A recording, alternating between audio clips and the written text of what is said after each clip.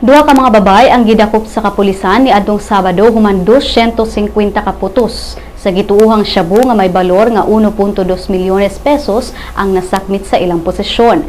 Si Carla Bazar nga puwerteng gunit sa napo palang kaadlaw nga bata puwerteng hilak sa diyang gidakop sa kapulisan kuyog ang iyang 18 nga ig-agaw nga si Remedios Cabardo.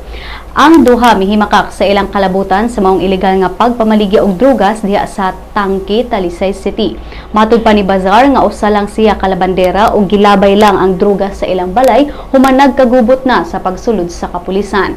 Nakaikyas ang usa sa target sa kapulisan nga ginganlan og Ayan. Si Ayan mao giingong supplier ni Marlon Cantiga nga nadakpan sa sayupan didto sa Toledo City. Si Cantiga maoy mibutyag sa pangalan ni Ayan. Miangko ng kapulisan nga lisod manakop og drug personalities sa Barangay Tangke, Talisay tungod kay aduna kini sila'y network sa spotters nga nagdawat og 4,000 pesos matag buwan. Ang uban niining mga spotters daw mga tricycle drivers. Sila ang moalarma kung adunay magsing-abot na nga mga pulis.